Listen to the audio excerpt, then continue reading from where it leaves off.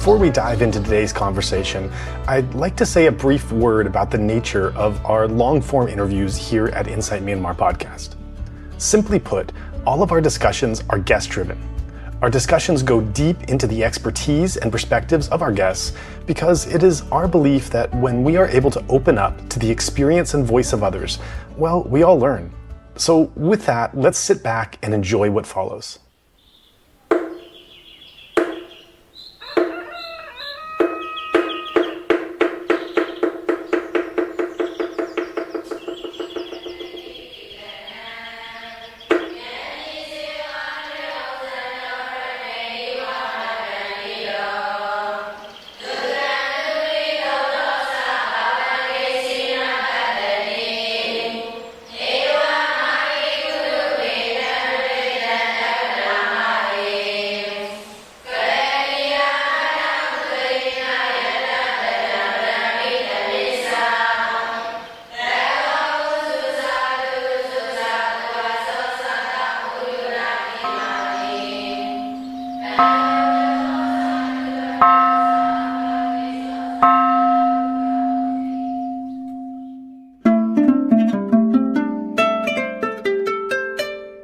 I'm really pleased on this episode of Insight Myanmar podcast to welcome Derek Mitchell, who was the U.S. ambassador to Myanmar from 2012 to 2016.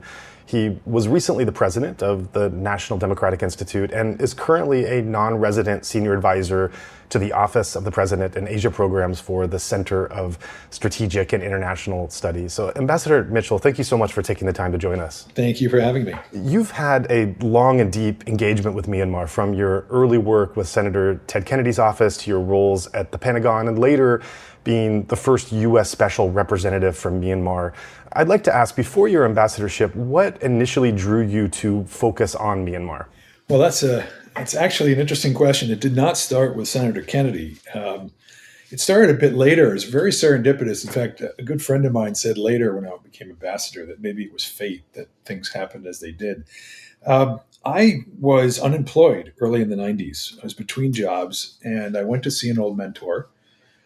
And in the course of the conversation, he flipped an invitation that night. And if you know how it is in Washington, when you're young and unemployed and you look for any free meal you can get and to get out there and network. So he gave me an invitation to some dinner, an awards dinner in the early 90s. And it was for this person I'd never heard of with a name I couldn't pronounce. On behalf of this person, I went to the event. It turned out to be for Aung San Suu Kyi. I think it was a lawyer's award, some kind of human rights law award.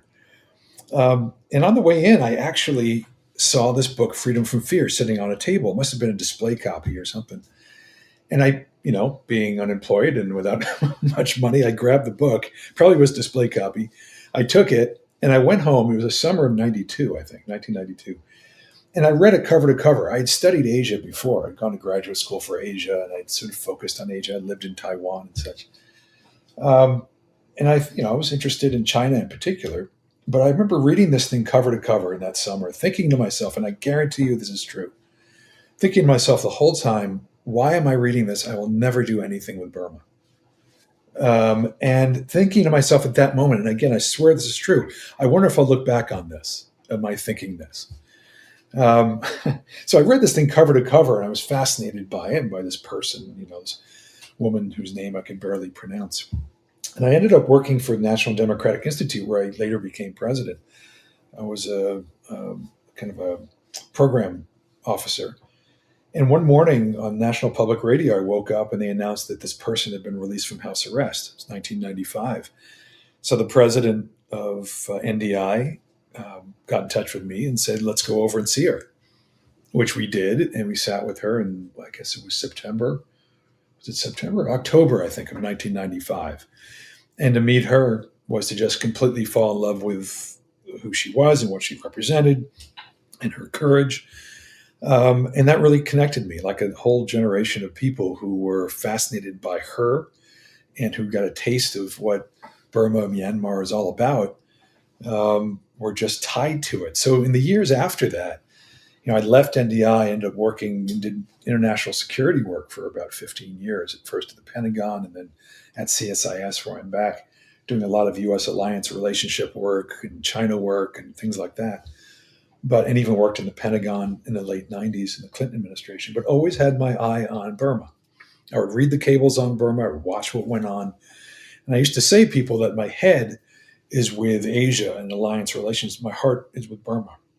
And again, never thinking that I'd ever do anything with the issue. But that was sort of how I got my start in interest through Aung San Suu Kyi and through that sort of serendipitous engagement and exposure to the issue. That's a great story, and thanks for sharing that personal background. I think that a lot of people listening, a lot of foreigners that have been engaged in Myanmar for some time in some capacity, even very different from yourself, I think there's something in your story that we can identify with, of something that you find through serendipity, whether it's through human rights or diplomacy in your case, or whether, in my case, through meditation and any number of different ways that one is brought into thinking, oh, this is a place I want to know more about. And then after taking some of those initial steps onto trying to learn more and to engage more, there's something that just kind of takes hold and never lets go, in the best sense of the word. There is absolutely something different about Myanmar. And I think everybody, when I was ambassador and people would come visit, they always said it was the most fascinating place they'd ever been in their lives. And as you say, I think everybody who does work on Myanmar has a story about what it was that connected them. That when it touches you, even diplomats, aside from me, State Department people who go on to other assignments, they always look back on the Burma assignment as being somehow special. There's something about the place and about the issue that sticks with people. So when it goes through its unfortunate cycles of tragedy, it really, I always say, it breaks the heart of every person that touches it, because the country deserves so much better. Yeah, and I think that when you're talking about there's a kind of distinction or flavor of Myanmar that's different from elsewhere. It does bring up that famous Rudyard Kipling quote of Burma being a place like none other, which is basically every travel agency has on its as its motto and tagline. And this is where that balance comes in, of acknowledging this sense of pull, this magnetic pull for those that come into it through whatever capacity, and yet trying to also acknowledge the exoticism, because really, if that quote symbolizes anything, it's this kind of non-nuanced, exotic way of looking at the Orient of the other. And for so many who come, whether I've spoken to many people that have come through diplomatic missions, as well as human rights or meditation, really all over the gamut, people talk about their experience of breaking down that generalization that they come in with of a land like no other, and starting to appreciate the nuance and complexity, which we'll definitely get in as the interview goes on. Yeah, no, that's absolutely right. That's what's interesting about it is, I don't know. I think it must be, for some people, it's an exotic, quote, exotic thing. And that attracts people. It's something different. It's so, it's Asian. If people don't do Asia, that whole trope of exoticism. But I think it was also wrapped up in this notion of, just Aung San Suu Kyi, her, not just her name, but her figure. I mean, just she as an individual, the lady in the junta, or the monks in the military, that very simplistic. It was an easy issue to draw you in the old days. And then I think, as you suggest, and as we'll get into here, we start with that kind of very simplistic, unnuanced dualism. And as you scratch the surface, and as people do, and as you do, you realize just it's one of the most complicated places in the world. I mean, as a society, people get into it because it seems so simple. And then if they stick around, if they do, they realize it's one of the most fascinatingly complex places and tragically complex places. I think that also dissuades people over time, once they realize, the lady is not just an icon or some, she's a politician, and she's a human being. And even the monks are more complicated than they may have seemed. In Buddhism, or Buddhist monks can be complicated. That's where you really see who's interested in the country, and who's not. And I used to say that, the way we used to talk about Vietnam as, Vietnam's a country, not a war. We had to come around to that as Americans. It's a country, not a war. See it for its full complexity. I kind of used to use a version of that when I was ambassador, that we have to recognize that Myanmar is a country, not a cause. And I think for many people, for a long time, it was a cause, something you project onto. Maybe it's a factor of what you talk about, exoticism or otherism. But it's a country with its own dynamics, its own humanity, its own context you have to understand if you really, truly care about it. And I think we have to come to that complexity and stick with it and recognize it isn't a cause, it's a country. Right, and that complexity and nuance is exactly what we'll get into in the conversation that follows, as well as the reason for this platform and this format to begin with, to allow that space and time to have the story unfold and develop on its own rather than these simplistic, reductionist ways of looking and just short quotes or headlines.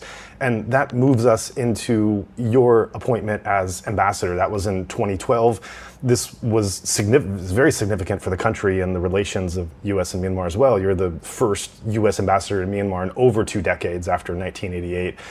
And it signals a major shift in U.S. policy at the time. So can you take us back to that time and what the atmosphere was like in Washington? Well, I came in, not at the very beginning. I came in, and it was, as you say, 2011, I became the envoy first, special envoy, and then ambassador a year later. And that was, 2011 was 2 years into the Obama administration. Obama, famously, that line about, we will unclench our fist to those who extend their hand, or I'm sorry, we will extend our hand to those who will clench their fist. That came from his inaugural address in 2009. So Burma, Myanmar was sort of the first, one of the first kind of tests of that. So in essence, it was part of a little bit of a, well, we're going to see if this works. We want a different relationship with those traditional adversaries, and they had in mind, of course, on the side of their heads, Iran, North Korea. I think they had in mind in Cuba, which they opened up to later. But Myanmar, Burma was sort of the first of these to test it. Now, they came in and they did a review, first thing in 2009, a review of policy. And they came out with this idea that we should break the cycle of isolation, simple isolation, maintain sanctions, but reach out and see if there's something there we can engage and get a different result. That in and of itself, I should say, was a result of a piece that I had written for Foreign Affairs, a major magazine in the West, a global magazine really, out of Washington, where I posited this. I had done Myanmar stuff in the 90s, and I realized that sanctions were necessary but not sufficient because we weren't getting the results that we wanted. So I wrote a piece saying we should have a special envoy and we should have somebody focused on it 24/7 to keep sanctions and do. And so basically the Obama folks took that idea and Congress actually authorized what I had suggested, that there be a special envoy. So I actually called for a position to be created that I ended up filling. Not a bad thing when you're looking to get a job, get Congress to create a job for you. First, they actually authorized it during the Bush administration, but time ran out on them, and Obama folks asked me to do that, and I took over in 2011. So that was the context for all of it, and I came in a couple years in. There had been engagement by Kirk Campbell and Joe Yun and others with Thein Sein at the time, but I came in just as Thein Sein had taken over. Thein Sein stepped to the side, ostensibly. Thein Sein took off the uniform, became president.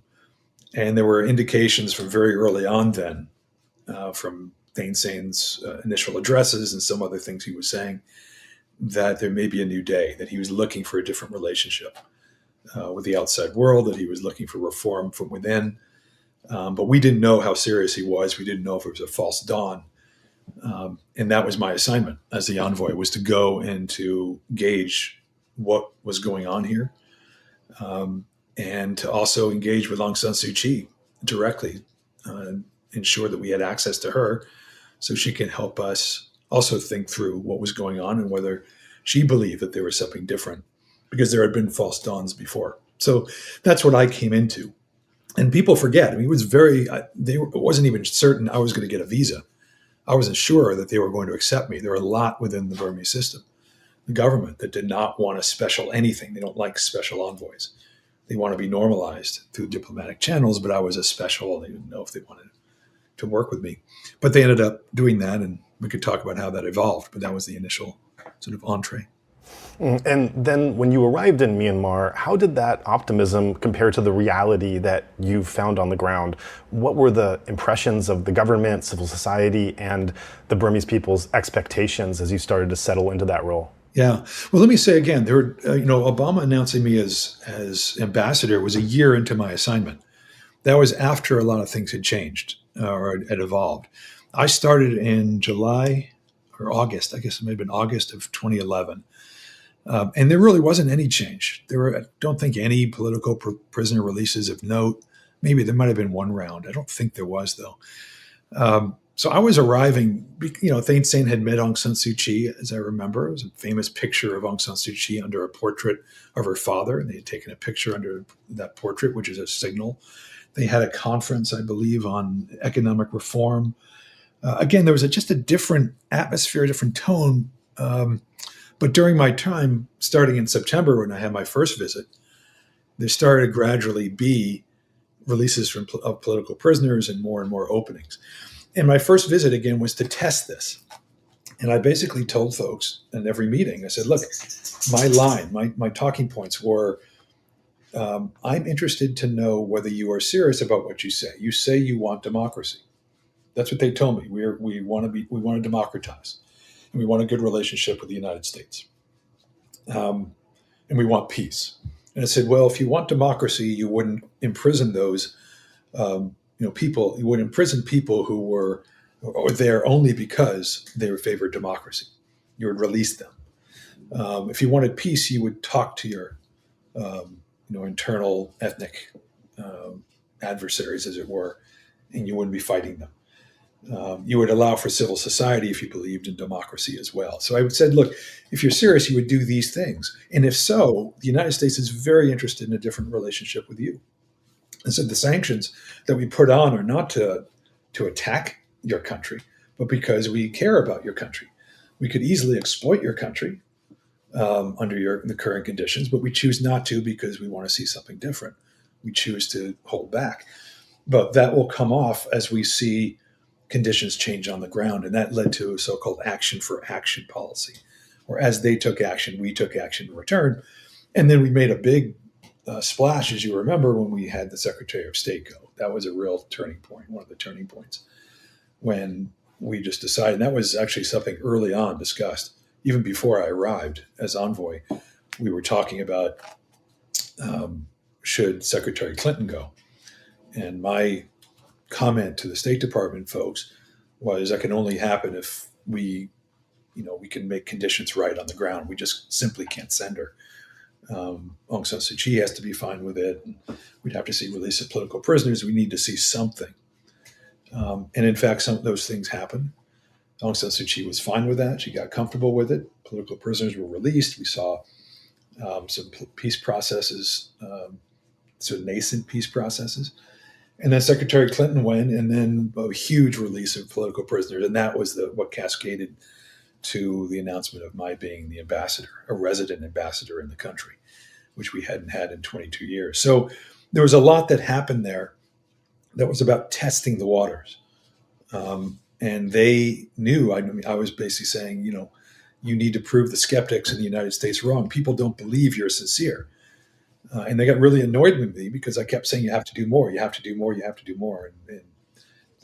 So eventually, though, things moved on their own momentum. Well, thank you for clarifying those months and the year before the ambassadorship. And I think it's fascinating to think about these meetings that you're having with really on the edge of the frontier of this closed country that is taking these tentative steps, and you're describing actions that need to be seen as evidence for the U.S. to reciprocate and to believe that there's something genuine. And I guess what I'm curious about, the actions that they actually took, that's something for history books, that's something that's documented, we can see what was actually done there, but what's behind the actions is what you had a peek into the window of, and that's the sense of the personal engagement of meeting some of these military leaders who had their own, were coming from their own background, their own aspirations, maybe their own ambitions or their own plans of what they want to accomplish. And Right. so behind the actual actions that are taking place, your meetings that are happening over the course of this time months, later years, as going from the beginning of those meetings, being in the same room with them and having a conversation, seeing their personality, their understanding of the world, the things that you can't really find in just the eventual actions that take place. What stands out? How would you characterize, if you were to bring listeners back into those rooms, of what you took away from that? Yeah, well, look, there was a lot of risk in those days. We weren't certain of anything. And we were certainly aware that they could be playing games with us. I think you're getting to the issue of what were their motivations. Do they have ulterior motives that were behind this, and they were playing a game with us so that we release sanctions, ease sanctions, and and we'll get to, I'm sure, those debates about were sanctions lifted too soon and all that kind of thing. But I didn't judge them by their intentions. I judged them by their actions. And then, of course, in diplomacy, you do judge people a bit as you get to know them and watch them, whether there's a degree of sincerity behind it. Again, whether they would follow through on what they said they would do. And I suspected they had suspicions of us. They wondered what we were up to. There was always a suspicion. Are you there because you want to balance China? Are you here for some other ulterior motive? Or are we being used in a pawn for great power rivalry and such? So, I would acknowledge that to them too, that I'm sure you want to see sincerity from us, and you don't want to hear just words from us either. So, that's where I said, look, if you are sincere about certain things, I had a sense that they didn't know what they meant when they said they wanted democracy. Did they know what democracy really was? Did the military know what they meant when they kept saying we want to professionalize? We'll get to the military as a separate issue, because we're really talking, even though these guys in government were former military, they were different than the uniformed military and the so-called quasi-military leadership. There was a different vibe between the two. And there were different personalities, different individuals. And I did get a sense, and again, it took a while, that there was a sincerity behind the desire for change, and to have a better relationship. This is key, a better relationship with the United States. Now, this is the question. Why did they reform? Why did they do this at all? Did they, were they really on their heels? The military was in charge. They weren't really in danger of losing power. But I think they did. I would ask them that question. Some people would explain that, they would look around the region. They realize they're falling behind. The military people there are very proud of their country. People are very patriotic, nationalistic. I think they were a bit ashamed of where they stood in relations to others in Southeast Asia and in their region. They used to tell me that they looked around the region and said, which countries are the strongest? And they tended to be friends of the United States, allies of the United States. So they wanted to be a friend of the United States. And I suspect that, all the years that if you studied Myanmar, they would always talk about, the colonials in the West, and they had this hang up about the British colonialism, as most countries in that region did about their colonial history. But they may have sort of woken up and realized that the way things were, they weren't being in danger of being colonized from the West, but being colonized from the North. And that they needed, like most of these countries in Southeast Asia, a balance vis-a-vis China. They have a long border with China, and they wanted to have some kind of balance against that, and didn't want to be a vassal state. You don't have to know much about Myanmar to know that they are not terribly enamored of the Chinese. And if you're a small power, if you're a power of 50 plus million people with 1 billion people on your doorstep, you're a little bit nervous, with a history, of course, of porous borders. So I think a combination of those things made me, plus getting to know these people, watching their actions, I got a sense that that this was legitimate. Something was happening. And as we saw more and more of these actions, of course, over time, where they eased restrictions on civil society, they released a massive amount of all the major political prisoners were basically released in January of 2012, just about 6 weeks after Secretary Clinton's visit. We expected them to trickle out little by little. And I was there. I was having conversations with folks just the week before or days before. And I was in Thailand. I woke up middle of the night. I saw the list and I called back to the State Department and said, this is everybody. This is literally everybody that we would want out. So, and they started a peace process with the Karen, and then, so there's a series of things that just happened over time, and we decided to invest in that. And instead of being action for action, I think this is where many in the outside, the NGO community in the outside misunderstood. They kept talking about action for action way past the point that we were thinking action for action. Instead of being responsive and reactive, we decided to be forward-leaning and try to shape, and through engagement. That's what diplomacy should be doing, is not just being reactive, but being forward-leaning and trying to help shape outcomes you're looking to achieve. So, after a while, it wasn't waiting for them to do something, but taking actions we thought would be an investment that they would see that would help continue the progress that we saw. And in fact, we continue to see that progress through that next year. And Obama then visited in 2012, late 2012, after I became ambassador.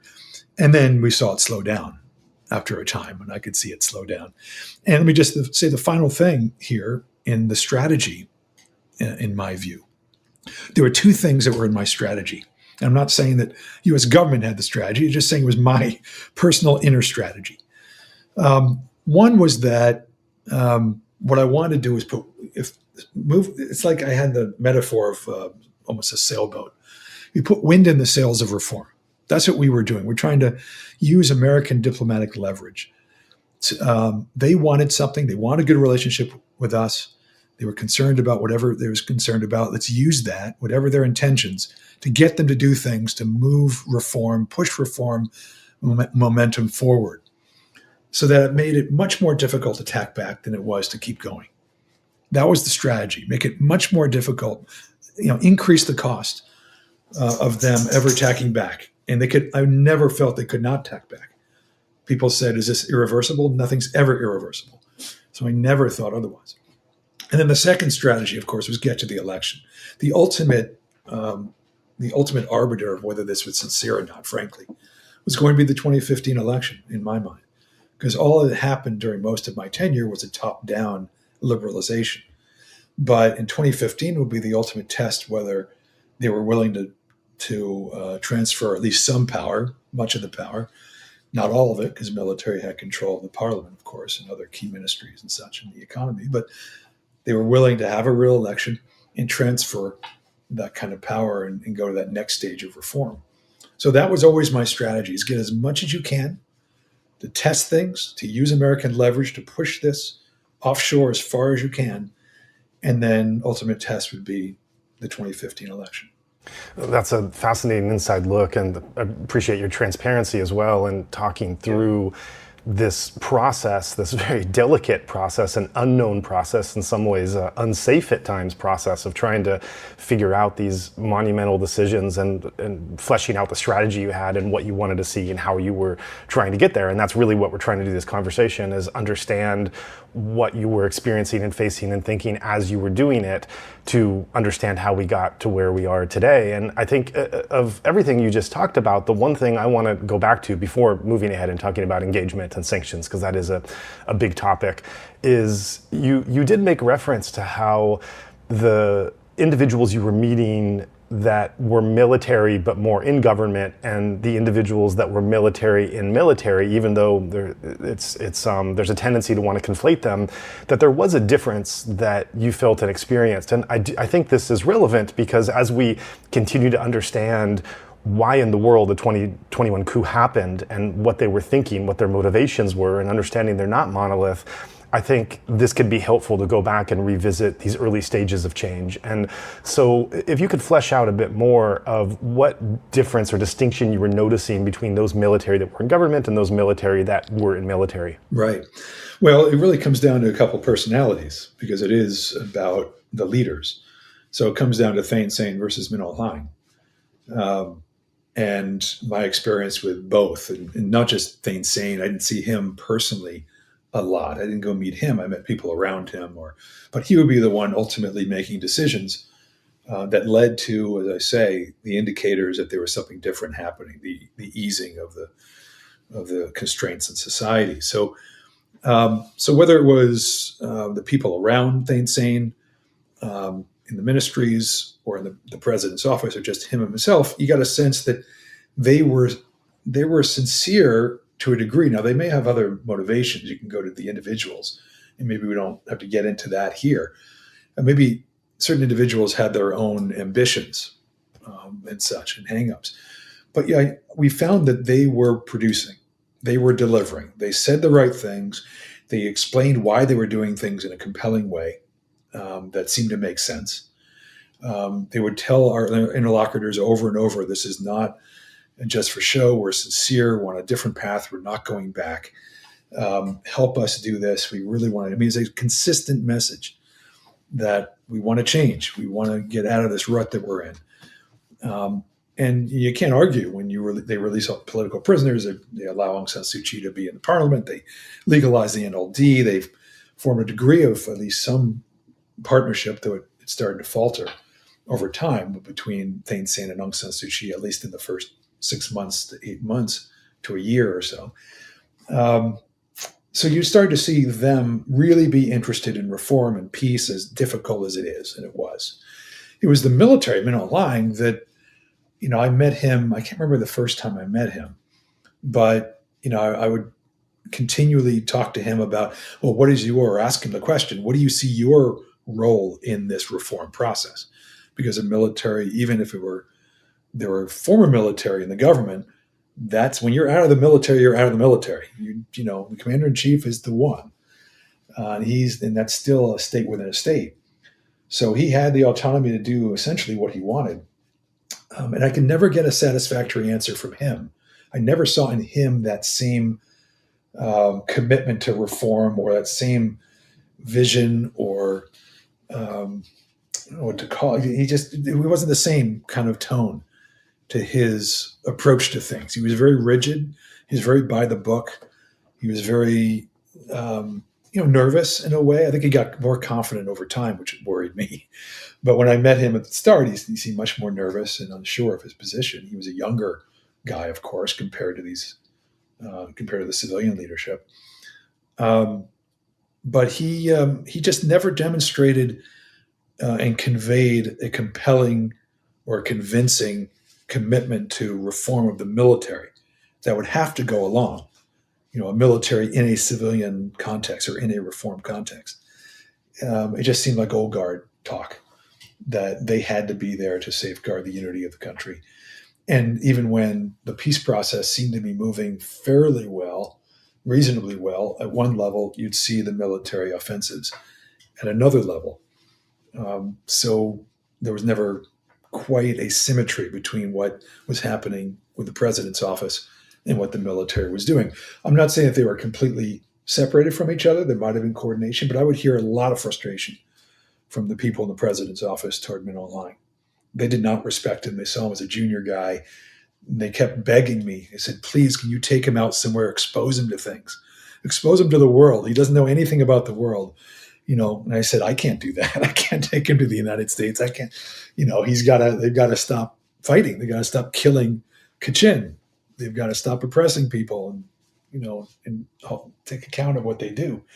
And I kept telling them along that we would reach out to you. We can do more with you of some kind, very carefully, but you've got to show that you're committed to peace. You're not killing your own people. So that was the difference. And those, that discrepancy, we can get into how that evolved, but that never really changed over the time I was there. That doesn't mean, I should say, well, I'm sure we'll get to the election 2015, that their intention on the civilian side, so-called civilian side, was to just allow Aung San Suu Kyi to take over, or that they were fine with, well, if we lose, we lose. I just think they hadn't thought it through. I think they were playing it step by step. They weren't certain where this was all headed. They may have felt overconfident about the results of an election, given what they were doing, and maybe the sense that America was working with them and that would somehow work out to their benefit. So I think they were very surprised in 2015. And who knows, if they knew that would be the result in 2015, would they have done what they did before? I'm not certain they would have. But that was also part of the strategy was, look, work with them, make them think they can win the election or do whatever. Just work with them to and define the terms for them until time that they decide they want to go a different way. Yeah, there's a lot there, and that also you're describing this looming threat, this dormant volcano of danger that's sitting there. That really everyone we've spoken to that was involved in those years has talked about that threat, which ultimately, tragically, as we know, turned into what it did in 2021. And you're describing the early stages of this engagement, and that also, I think, highlights and really underscores the strategy that you mentioned, this two-pronged strategy of wanting to, on one hand, wanting to get to those 2015 elections, knowing, as you say, nothing is irreversible, but this is our best chance, along with the opening and engagement of society and the flow and momentum that could bring to make it harder to go back. And this brings us to that very important topic of sanctions and engagement, a very contentious topic even now, looking back. For decades, really from 1988, U.S. policy towards Myanmar was heavily centered on sanctions as a means to pressure the military regime. And this, as we've talked to many guests who've explained this role of sanctions, there's the obvious sanctions that are preventing access of this despotic regime to certain things and resources, but also there's this moral component of moral outrage of this feel-good kind of way to be able to speak out and speak against something that you think is wrong. And sometimes these can be aligned and sometimes not so much. That's another part of this. When you took on the role, you advocated for a very different approach, one that emphasized engagement alongside reform. And so I wonder if you can explain that thinking, what you did, why you did it, and also in hindsight, what was your assessment of the effectiveness of sanctions up to that point? And why did you believe a shift in strategy was necessary? And what was the path that you proposed? Yeah. Well, I'm different. I may have been different than other counterparts or other colleagues in the US government. And I've never really discussed this, frankly, with them about what their strategy, what they wanted. I think there might have been people in the administration that simply wanted a normal relationship with Myanmar for maybe geopolitical reasons. I'm not certain about this, but there could have been people who just saw it as, look, sanctions haven't worked. We need a good relationship. We want a normal relationship with ASEAN. This is just an obstacle to American strategy in Asia. And so let's just get rid of sanctions and we'll find any excuse to do so. That was not my approach anyway. And, I was for sanctions. Again, we go back to where we started. My initial engagement on this issue was in the 90s and with NDI, when this issue of sanctions, Aung San Suu Kyi was very favorable to sanctions. And I was one of those who was focused on imposition of sanctions to demonstrate that it can't be business as usual. You have to send that, as you say, moral signal. In particular, if the people of the country are saying this. Now, you can have a debate on that question. Did people of the country really want sanctions? And I used to hear an interesting thing I remember I heard when I first was envoy, that one of the civil society leaders privately said to me, we need your businesses here. We need you to invest here. We need America to be investing here and involved with us, not the Chinese.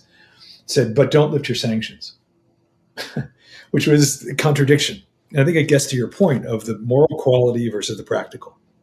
And I think it lived within even many people in Myanmar, where in a practical sense, they wanted America there and engaging and helping shape. And they didn't like us holding back while Chinese or others that they didn't like were shaping things, or just simply the government there was able to shape things without another influence. On the other hand, they wanted to feel that moral backing, that you're with us. And there was that quality of sanctions, that you're with us if you have sanctions, that you're sympathetic to human rights issues if you have sanctions, and if you lift them, you're not interested in sanctions, you're not interested in the moral issues. And that became almost a definitional way of looking at sanctions, which I came around to view as not where we, certainly by after the Clinton visit, as things really started and momentum started happen, and we saw release of political prisoners and real, reform happen. Why is it we have sanctions? And it became kind of, I think there were big pushes within the Obama administration, just get rid of them.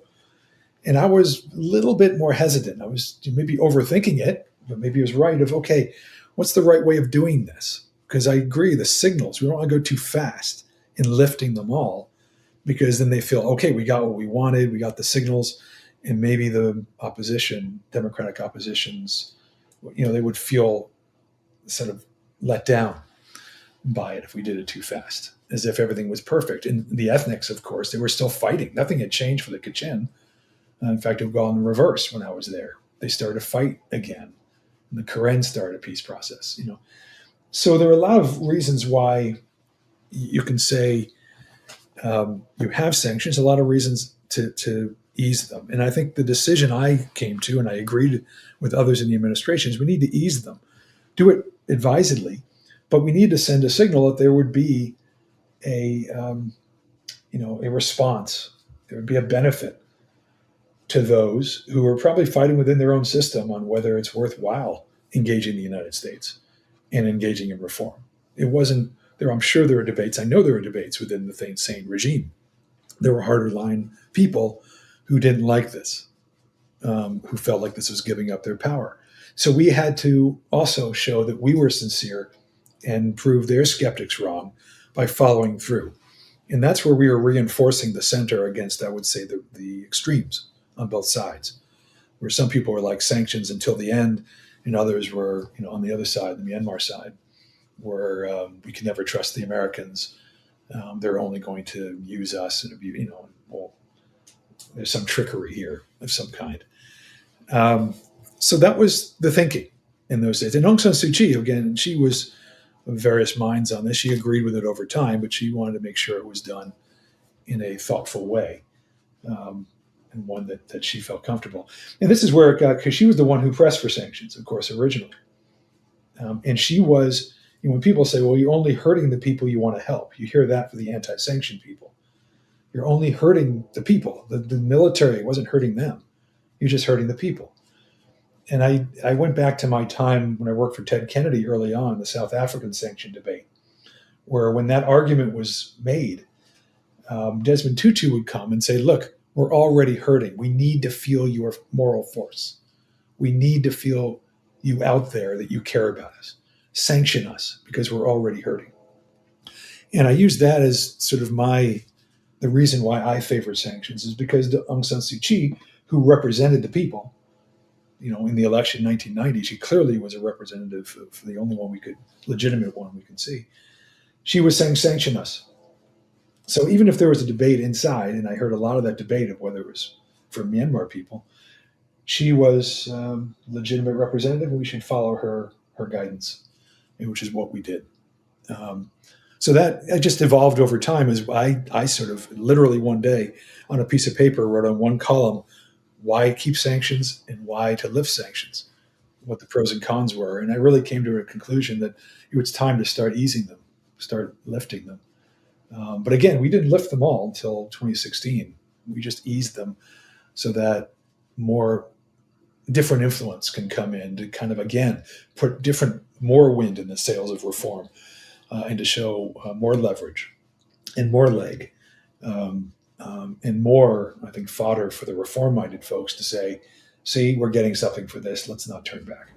Right, and I think you're really taking us into the dynamics of the decision-making process where you do have hard decisions in front of you with imperfect information and trying to do the best with them. And you going deeper into that decision-making process, and as it turned out, you referenced in 2016 that the U.S. did lift nearly all the remaining sanctions on Myanmar, and that included targeting military-owned companies. That move was, as you've mentioned, to encourage further reform, and that very delicate balance of do we want to try to open things up and push a momentum that we can't go back, or do we want to still have some levers of control here? And that ultimately most of those were lifted. However, as we all know, tragically, a year later, the military launched these attacks on the Rohingya that has escalated into what's now been officially known as a genocide.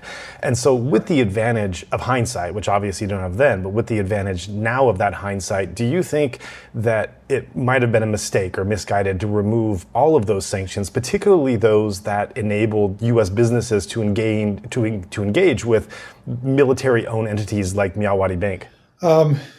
I don't. I mean, I was gone by that time, and my understanding of and I favor lifting of sanctions. I'll be very honest about this, of what Aung San Suu Kyi had said at the time. Her desire was, as given to me, was, I need still leverage on the military, but she recognized that, and this was why I favor lifting of most sanctions, that she needed to deliver, that democracy needs to deliver. If there's an election for the NLD, they won a landslide, and we still have a do not invest sign on Myanmar, and she can't get investment coming in and showing that she's delivering jobs and opportunity, and infrastructure and such. That doesn't, and people will say, well, military or the USDP will say, oh, well, see, they didn't deliver. So we wanted to help. We wanted to demonstrate that there was a benefit to having an election where they turned over power, and also to help the democratically elected leader, the counselor, deliver. But she did say, be careful on the military side. Now, I left in March 2016. This stuff happened in September when she came around, the fall. And my understanding was that you couldn't lift some, not all. It had to be all for a variety of reasons. I think it had to do with the emergency declaration and other things, that you just couldn't piecemeal it. So that was what it was. I don't think that there was a whole lot of investment that rushed into Myawaddy Bank, or that American businesses were, they didn't rush in anyway, because there were so many other constraints, banking constraints, all kinds of problems of investing in Myanmar. So it wasn't as if there was a gold rush. So that's one side of it, of the sanctions discussion then and how it worked out. But to get to your question of regret, because of what happened a year later, I very strongly believe they're not connected. I think there's been this strange, there's correlation without causation, right? Just because it correlated, or in timeline, you can say, oh well, they lifted here and then they did that there. I don't believe that one caused the other. I think they just happened to be, coincident. I don't think the military was thinking, oh, well, we'll wait for the lifting of sanctions, which they weren't so, they cared about them, but it wasn't the thing that made them, stay up at night. They weren't waiting for that in order to, hope that the ARSA would attack them and then they can wipe out. I mean, they always wanted to wipe out the Rohingya. And they were, of course, struck in 2016. ARSA attacked originally in 2016, and everyone knew if it happened again that the military might do something even more drastic, which happened. I was actually there that week in August of 2017. When it happened, I was on my way to Kachin State. It was just, I worried deeply about what might occur, and of course, the worst happened. But I don't believe that the sanctions were the reason. I just don't think that there's some magical quality of sanctions that if only they were kept on, that somehow the military would have been more restrained on the Rohingya. I think there were a lot of other factors that went into that despicable and tragic and genocidal act. You've referenced how looking at Myanmar, the personality of individuals plays such a big role. You talked about Thein Sein and Min Aung Hlaing and your experiences with them, and of course there was no greater figure during your time than Aung San Suu Kyi and how important she was, and so I have a question about your understanding of her personality, her role. In a 2021 interview with BBC, you said, quote, "The story of Aung San Suu Kyi is as much about us as it is about her. She may not have changed. She may have been consistent, and we just didn't know the full complexity of who she is. We have to be mindful that we shouldn't endow people with some iconic image beyond which is human, end quote. And I think this is very true. And I think that previous conversations with other guests we've had on, I can't remember who exactly might have said this, but some guest pointed out that she became almost a canvas that over time people were, and this is prior to 2015 especially, people were able to write on that canvas what they wanted to see and what they wanted to create. And that became, you know, what she symbolized for various peoples. And even, you know, interestingly, even for you, you mentioned how drawn you were, I think it was 1992, of reading her book and seeing her figure at that time. And so looking back now at your interactions with her and that BBC quote in particular, how did your perception of her evolve over time? And did you see signs early on of the complexities that later became more apparent? And what do you think the world misunderstood about her leadership and her political approach? Yeah. Yes, of course. I mean, I saw her countless times.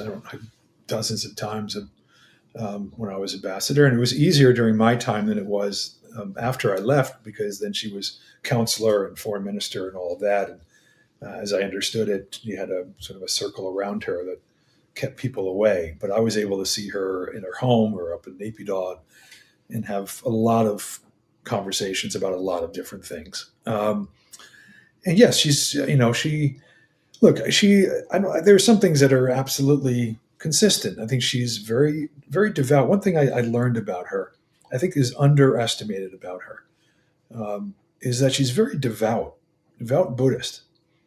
And I realized as I looked, she believes in nonviolence, and all this talk of, you know, that people are sort of attacking her for the Rohingya issue in 2017 and beyond and defending it and all the rest. You know, we can get into the complexities of how she dealt with that issue. But you know, I think her commitment to nonviolence is very deep and very sincere, and very Buddhist and all. But also, you know, Theravada Buddhism is about intentions. And I think she judged people. I realized this over time as I learned more about Theravada Buddhism, that it's not about results of your actions, it's about the intention of your actions. And so I would find her saying things about, you know, including when she was counselor, she would always say things like, you know, there would be peace if people had really the right intentions, the right motivations. Like if, you know, the ethnic armed organizations had the right intentions, we would get peace. And it wasn't that simple. It was more than simple intentions. There's, you know, a lot of other factors, very practical, deep-seated trauma and mistrust, which is the defining characteristic of the country, is mistrust. So those, you know, seeing that, she said herself early on, repeatedly people would come to her, and she just got so frustrated and angry when people would come to her and say, you know, after, you know, she won election in 2012, you got to start being now a politician, normal politician, not this icon and this symbol. And she would get furious with people when they said that, and everyone would say this, and she'd say, I've always been a politician. I've never wanted to be an icon. I've always been, you know, I never asked to be an icon. I've always been a politician, I'm a party leader. I'm here to govern and to win elections and such. No, you can say it's a little disingenuous. She certainly played that icon, you know, thing very well. As you would as a politician, if someone's going to give you that kind of, or project onto you all this authority and give you that power, then you use it for your interest. And she did. And I think people, you know, made her into that figure, and to be very fair, as people come to me now and they say, you know, maybe we put all of our eggs in that one basket, and that was the problem. We put too much trust in her. We shouldn't have put all of our eggs in the basket of Aung San Suu Kyi. My response to that is, we didn't do that. The people of the country did that. She won, I mean, the NLD won a landslide in 1990. They won the exact same landslide in 2015, and they won essentially the same landslide in 2020. Even when, I think, at an individual level, a lot of places, her, you know, they didn't necessarily, as they saw her in ethnic areas, they weren't enamored of what they saw. They felt she was more of a Bamar nationalist than maybe that big thinking, unifying person. But you know, this, you know, I think that was a factor. that people just didn't realize that she was a politician. I mean, there are some people that say that we projected onto her, we gave her, we shouldn't have put all of our eggs in that basket, that we should have diversified, and why do we put everything into Aung San Suu Kyi? And my response is always to people that we didn't do that, that the people of Myanmar did that, that there were elections in 1990 where where she wasn't running, but her party won a landslide. And then it happened again in 2015, almost exactly the same result. And then again in 2020. Even in places where they might have been frustrated with her, people decided that they wanted a single party, unified party to be opposing the military, and that she represented that somehow unified opposition, that democratic opposition to the military dictatorship. Now, I remember early on, one of my first meetings when I was envoy, that someone had said, when I had asked the question of civil society, do you agree with Aung San Suu Kyi when she's reaching out to the government and she wants to run in 2012 elections?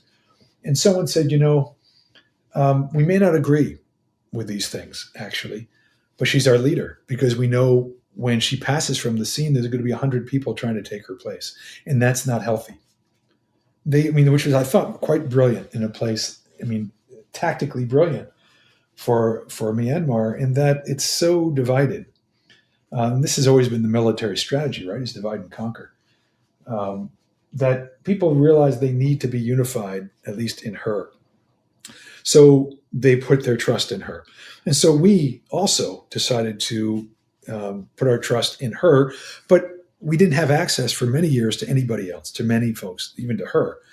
When I arrived, though, I definitely made it my job to look around and meet with as many angles of this diverse country as I could. It was exhausting, but it meant meeting with a whole range of different voices in the country so I can get a more nuanced sense, so that our policy could be more nuanced over time. But Aung San Suu Kyi herself was, I think, quite consistent in who she was, in that she was dedicated to her party. And I think this is what we got maybe mistook a little bit, is we may have projected onto her that she was somehow above party politics or above politics. But in fact, I realized over time that she was the NLD leader, that when she spoke on things and she pushed the United States or suggested certain things we do, that it was as much for her political benefit or for the NLD's political benefit as for the national interest benefit. And I don't mean to say that she didn't have the national interest at heart, but I realized she really did think like a politician, like a party politician. And it wasn't necessarily as the iconic national figure. She really wanted to win that 2015 election. So that's one other thing as we look at her, as we understand her, aside from the personality or character issues and such, but just as a professional, that we may not have understood where she was coming from on some of her advice. At a personal level, of course, I found her quite charming. We had wonderful conversations. We both are crazy about dogs, so we'd spend the first 5-10 minutes of every conversation talking about our dogs, and then books and such. And she was just could be quite warm, but quite stubborn, and quite particular. Anybody who meets her with her knows she has her own mind, and if she doesn't agree with you, she will freeze up. So you have to find a way to deal with that, of making sure you can get ideas in there that she may not have thought about before, in order to help her understand where others are coming from. And I think that was always maybe a flaw of hers, was her inability to maybe listen and take in alternative perspectives that would maybe have helped her as she had to manage different personalities as leader, as essentially the national leader. As you say that, I can't help but think this is a fundamental tenet of living in a democratic society, that there are different voices with different opinions that you take in, that you consider, and that even if you might not be swayed by them, that you have some acknowledging of their existence and that exists. And So, Yeah. of course, Even more than that, I would say. Even more is that you have to be able to get along with people you don't agree with. And that's the art of politics. You find a way. I mean, that's why finding in America we're having problems with our democracy. But I mean, you have to. If you're an effective politician, you don't. You find people distasteful, maybe, or you don't like them personally, whatever it is. You still find a way to deal with them. To deal if they have power, in particular, you find a way to disarm them or to work with them. And I think she again judged people by motivation. She over time started to mistrust Thein Sein, even though Thein Sein continued to do reasonably good things. She's at least in the surface, and I think he meant it what he was doing on reform. She saw that he's either coming at her expense or her party's expense potentially in the 2015 election, or she didn't like the fact that he said he'd do certain things vis-a-vis her and then he didn't follow through, or that he was weak, or she just didn't like him or didn't respect him as much as others who were stronger or did what they said. And again, as you suggest, in a democracy or in politics, you have to be able to get along with different personalities that you're not, or those that you're not comfortable with, and find a way to give them face. Maybe protect them if they have power and they feel unprotected, so that you can get to the next level for your country and for yourself, for your political future. certainly. And as you say that, I'm recalling something that a Burmese friend has said to me, Theory, who's been a multiple guest on this platform. She's referenced how one of her concerns with developing Burmese civil society and politics is that when people disagree, they just stop talking to each other. They just stop almost immediately. There's this real intrinsic fear of the act of disagreement, and so you just turn away from them. And she talks about, she's in some of the panels and forums that we've organized, she's talked about the importance of not turning away and talking behind the back with that disagreement, but turning towards and talking to the person, and the act of being able to engage civilly yet critically. This was something, I was at the American Center for some time when I first came to Myanmar, and I was a trainer there. And this is something that became part and parcel of some of the training sessions we would lead, is because you can't have a training session if you can't talk critically and honestly.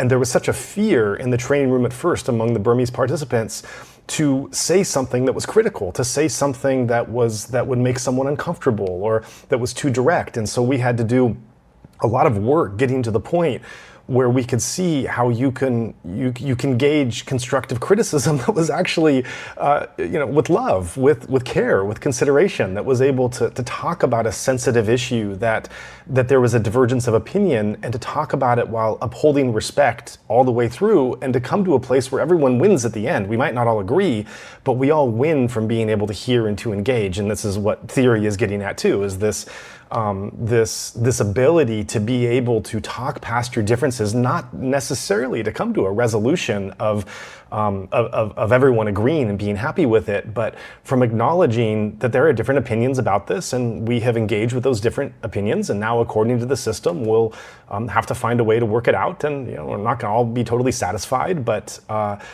this is a fundamental part of, I think, a democratic mind and democratic society. And not to go too far off on it, but this is also the current danger that I think we might be having in our country of turning away from these conversations and resolving these differences through a system. So certainly we're not the paradigms of how everything works in its perfect form. But getting back to the Myanmar example, I think that, and to the Aung San Suu Kyi example in particular, that this seems like a quality of leading a democratic society that, even though she's spent a lot of time in the West and a lot of time in democratic societies, one wonders her, as you describe it in personal interactions, her, perhaps we could say, inability to embrace some of these democratic ideals, and when you're a top person in the system, that does become more problematic. Yeah. Well, a number of things there. First, it's wonderful to hear you were a trainer at the American Center and doing this. So thank you for doing that. It's wonderful to hear. It's extremely valuable work. And it does remind me, because I remember speaking to a group of young people at the American Center, the old one, the one that was the former North Korean embassy before we built the new one. Um, but I remember a bunch of people telling me all at once, telling me what they thought about something. And I had to stop. And I said, and this is a question, it stirs in my mind what you just said. Is this something from the past 60 years, or is this something that's culturally from forever in Myanmar for decades before? Because what I said to them was, you're all talking to me like you're just talking and telling me what you think. And I said, democracy is not just the right to speak; it's the responsibility to listen. And I think for 60 or 50 years, at that point, or 55 years, all people did was talk at you. And in a dictatorship, you're talked at. In schools, right? In Burmese schools, you're talked at. You got to recite back what you're told. There's no discussion. There's no, what I think. And so now when they've opened up free speech, it's like 54 million dictators. So that's not democracy. It's not simply the right to speak. This is what I always have a problem with all the tech bros and Zuckerberg when he equates free speech to democracy. It's not. And Facebook is not democracy. That's just a bunch of people pontificating. There's no listening. But it's connection, as you say. Democracy is a culture. Democracy is a mindset. And it's a way of interacting. And as you say, it's building trust. It's listening and understanding others in their full diversity and seeing the common humanity amidst that diversity. I think I could still say diversity on this platform. I can't say it in the United States anymore, but I can say it to you. But I mean, you're getting it right, the point. And it is a question: is this a Myanmar thing, or is it simply a product of 60 years of being talked at and everybody being nervous because of all those deep, deep divisions of divide and rule, maybe from colonial days too? And that's what needs to be overcome. Now, you're exactly right. Aung San Suu Kyi, this is what we invested in. We invested in someone we had hoped would be above all that, would be that person that would be, if I may say, or I hate to say Western, but she was obviously lived in Britain, but at least had that Western democratic instinct. And it's Eastern too. It's universal wherever there's democracy. But at least she was in the West. So that Western democratic instinct, but had the Bamar credibility to translate that. And she would be that person to take over and be that lodestar. This is the kind of country we want to be. This is the vision we want to get to. This is what my father fought for and died for. Even she had to make it into a myth. This was always and I used to engage her on this question. I used to talk to her about the need to give this speech. But it was essentially, here's where we need to go. It needs to be everybody is treated equally under law. It's what we fought for. Doesn't matter what religion they are. Doesn't matter if they're a citizen. Doesn't matter if they are, everyone is part of our fabric. And we need to be listening to one another, et cetera, et cetera. But you're right. She unfortunately did not necessarily model that ideally. I think that was some of the disappointment that people had, that she saw civil society as, who voted for you? They voted for us. You should listen to us because we were elected. When democracy, I would say, doesn't stop on election day. And you continually have to listen. And there has to be that trust building, which doesn't exist in the country. So what you're getting at, I think, is really very core to the challenge of the country. This is really a defining challenge, is how the place holds together without use of force. Yeah, and when famously when she said that that she's always been a politician and not an icon, I think that's fair to say.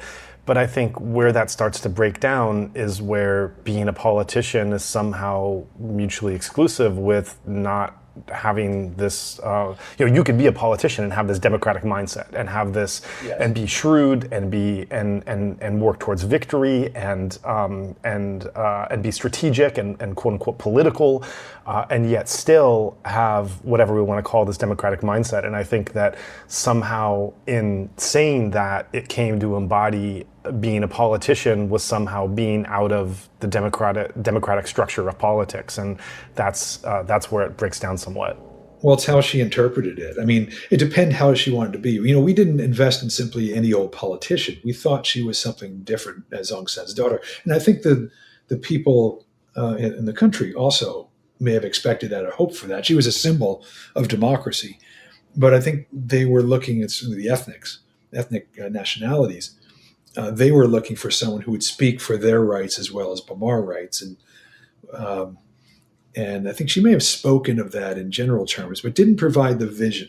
I think what the country needed at post 2016 was not another person to govern, someone to govern well. They needed someone to lay down, particularly the unique figure that she was.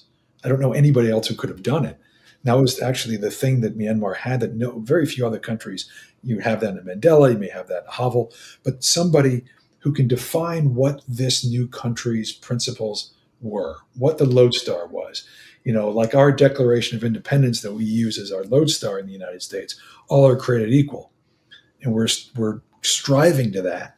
We used to anyway, but there was a kind of a striving to be better every day, a more perfect union in our Constitution. I had hoped, and I had left by that time, but I did encourage her during my time to give that speech, to provide that vision, because that's what we hoped that she would be at that level, a higher level. But I think she thought of herself, interestingly, as maybe a level slightly below that, which is just someone who would govern well and who would win elections and be a politician. And there's something noble about that. Get your hands dirty, be in the muck, don't be ethereal. But I think the moment really required that visionary thing, so that when she passed from the scene, which is inevitable, that people will look back and go, that's what we need to aspire to. And I think every country needs that. And I think Myanmar needs that. I think that's the tragedy of the lost opportunity of Aung San Suu Kyi, is I think they don't have that now. And there's the question of who can step up to provide that. I'm not sure there really is anybody. Mm-hmm. And in looking at what it takes to live in a democratic society, it's, as we've mentioned, it's listening to different communities, different perspectives, and nowhere that I've ever been in the world have I found the level of complexity and diversity that's found in Myanmar. And I noticed that up to this point in our conversations, this has been a fairly Bamar-centric discussion, U.S.-Burmese relations. You referenced how when you came there as an ambassador, you felt it was very important to start to carry out conversations and connections beyond the main figurehead of Aung San Suu Kyi and NLD, and to speak to other voices and learn a more nuanced approach. And so I think this is a good opportunity to check in about what kinds of people you spoke to, what you learned, and to move beyond this, as our listeners surely know, that Burma, Myanmar, is not is far more than its Bamar majority in leadership and has been for some time. And so moving the conversation beyond this Bamar-centric focus, which is, of course, very valuable to begin to look at the engagement, but you're not going to move ahead with Myanmar and with democracy unless you understand the complexity and diversity of those other peoples living there. So what was your experience and who you were talking to and what you were learning on that front? Well, let me just say, we did a strategic review, and number one, the defining challenge of the country, I mentioned earlier, defining challenge of, the trust and all, that really is a corollary to what I consider the defining challenge, which is not democracy per se, which we've been talking about, or Aung San Suu Kyi, or the Bamar, or the military. It's what I mentioned earlier, which is how this place holds together peacefully. Peace with justice is the defining challenge of the country. And I think that's something that's lost outside of, for all those years that we got enraptured, by the country for whatever reason. It was Aung San Suu Kyi. It was that figurehead, and otherwise, why would Bono and George Soros and Mitch McConnell and John McCain and Barack Obama? No, there's no issue where there is a coalition like that, of people like that who all care about an issue, and it really come down to that singular figure.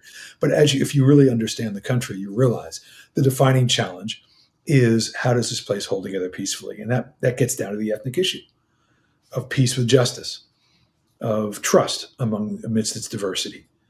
So I spent a lot of time on that as I could. It's a complicated matter, but that meant endless conversations, endless not in a bad way, I don't say that in a negative way, but as many conversations as I could have, and traveling around the country to meet with ethnic leaderships, to make sure they knew that the United States wasn't there simply for, easing sanctions, bringing in business, dealing with Aung San Suu Kyi, doing that big, the traditional big picture engagement, but that we were interested in that big strategic question too, in that as we move forward, we were taking into account those ethnic voices, that we were mindful of that. We weren't going to rush forward and work with the military when they were killing Kachin, and there were oppression of the Rohingya has occurred and other things that were going on at that time.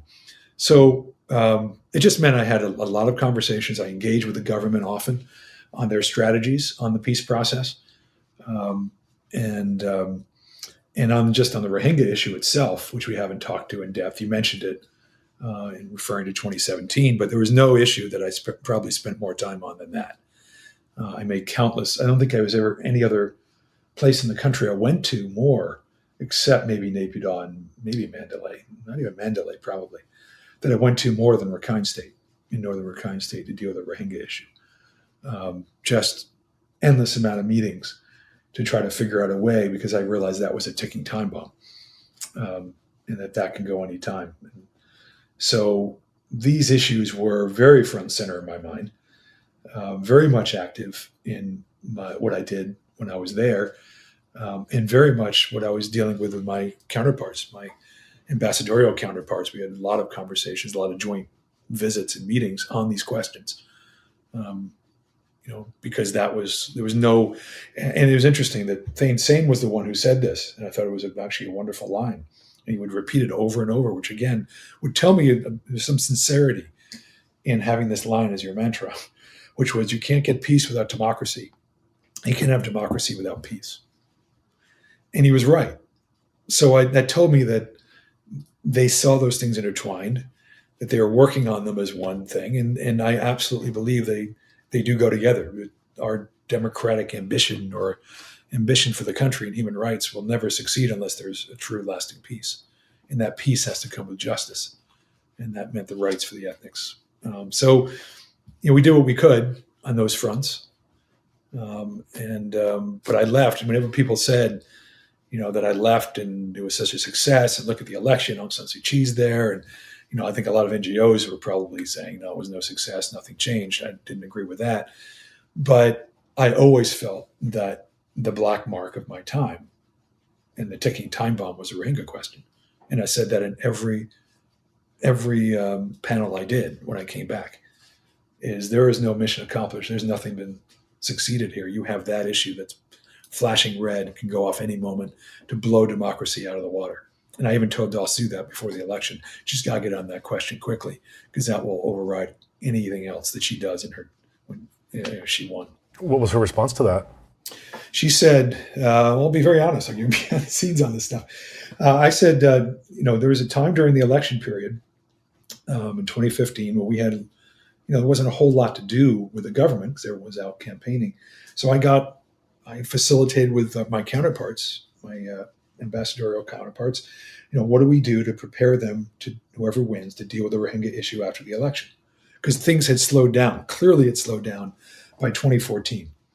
As you get to election season, no one's going to be dealing with Muslim issues. It was an election loser. So I knew by 2014, 2015, there was not going to be much progress on the Rohingya question. So by summer of 2015, I got them all together. We got strategies and how do we set up for success. And then I went to Dasu in, I guess, September before the election and said, look, give me somebody from your team. If you win, which I figured she would if it were, for a free and fair election, knowing her popularity, we want to work with someone to figure out how do we make sure that we can help you achieve your objectives. We need to discuss this. And we can be, partners in this to help get the Rohingya their rights and to ensure stability so that you stay on this democratic path. And she said, well, we'll have time for that. I don't have anybody to deal with that question now. And I said, as I mentioned, I told her, this is the ticking time bomb. We need somebody. I don't need a shadow government. I just need somebody you trust that we can talk to deal with this. And she resisted. And I think when we worked on the Annan Commission, Kofi Annan Commission, just as I was leaving, she announced that when she took over. I left 2 weeks before she took over. And I think that was used as kind of, well, we have the Annan Commission. We don't have to focus on this for a year. That's what you do when you put commissions out there. It's a way to focus on other things. And I think that was a very important year. And we know what happened that year. In fact, we know the day the Annan Commission report came out was the day the ARSA folks attacked, and then the response, the genocidal response, occurred. So, it's not an easy issue. She was very worried about it. She said, the Rakhine don't like the NLD. They don't like her. It was difficult for her to deal with politically. I'm not saying it was an easy thing for her to deal with, but I think she underestimated and others underestimated the damage that would do to the country. And I kept warning Thein Sein's government. I'm not sure that Aung San Suu Kyi had the same, either of them really had the right urgency, or they felt they had the political space to do what was necessary. Well, they quite literally wouldn't use the word Rohingya or like it very much when other people used it. They referred the word Bengali, which suggested that these were not legitimate citizens of their country. And so, everything you described just now is more the political calculus, or balancing this with other aspects of leading a government. But I think an important aspect of here too is her, that anecdote. That's an anecdote that came out from some meeting at some point that's been famously repeated over and again. This her anger at one point of a diplomat saying the word Rohingya and correcting them and saying that we don't have any Rohingya, we have Bengali. And so in your many encounters and conversations with her, I wonder to what extent it became a question even of terminology that was being allowed to be used, and where that personal dynamic came into it. Yeah, no, that wasn't an issue for me during my time. And I remember I had several conversations with her about the issue. And I remember one entire conversation about the Rohingya at some point. I think I had just come back from Rakhine, and I was telling her that this is a very serious issue. It goes to the heart of the future of the country, and it's getting more and more international attention. And you forget that it had a lot of attention even during my time. Even it blew up in 2016, particularly in 2017. But this was getting a lot of editorial attention. But no, I could use the term Rohingya without a problem with her, and we had very good conversations. She was not overly sensitive about it. She would give me some history behind things that UNU had played on the Rohingya card in the old days, and that was a sensitivity for the Rakhine and for others. And she had an assistant who was Rakhine.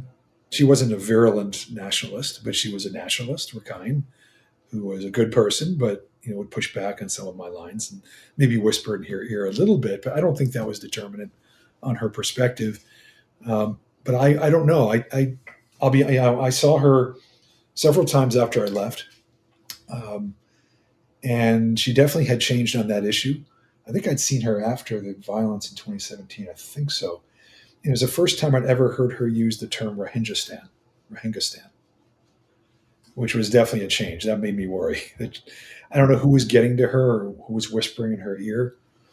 And it might not have simply been people inside the country. It could have been people outside the country who had her ear on this question. And I think your anecdote was something that happened over time.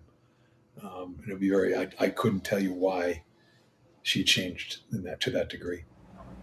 So when you spoke to her, you could use the word and not be corrected and not have an emotional response. What word did she use when she was talking? Oh, that's a good question. I don't remember. I don't think she never used Bengali. I don't remember it being, I always remember Bengali being the word that the government used, Rakhine obviously used, and the government would use. I don't think she had a problem with the word. She might have even, I'm sure she used it. I don't think she even said the Muslim.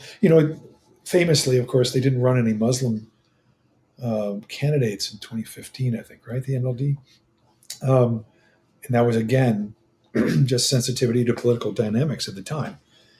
But I don't remember her using any other term or the Muslims there. Of course, I mean, there were more than Rohingya that were being oppressed there, of course. You had the Kaman Muslims. So you could be correct when you say the Muslim issue of Northern Rakhine State, because it wasn't simply Rohingya. And maybe she did that, but it wasn't as sensitive as it became. Terminology has been such an issue, as I often say. I mean, what country has two different names that you have to balance every time you speak to just simply name a country, and then somehow it has this political connotation of what name you happen to use. And with Rohingya, you know, it did following the sensitivities of the leader. Again, the leader has such an important role in setting the culture, as we're seeing in our country, that, you know, when she became very resistant to even the use of this term, and even as it would come in official documents, documentations, reports, etc., just the use of that term in Burmese society became something that was contested. I remember a friend who worked at an international organization that was, they had to hire a Burmese worker, and they had to literally have a litmus test that the person that was coming on for the job had to be able to use the word in a report. And they couldn't fill the job opening because there was such a resistance to anyone wanting to come on and do this job, and to simply use that word. And then, of course, we have to fast forward that to after the coup, where there has been a shift, especially among the younger generation, of public apologies, of realizing that to a large extent they misunderstood the solidarity and the plight and everything else, and that there, you know, there's a Rohingya minister in the NUG. Of course, this is not to say that people are just over a bias or over a racism.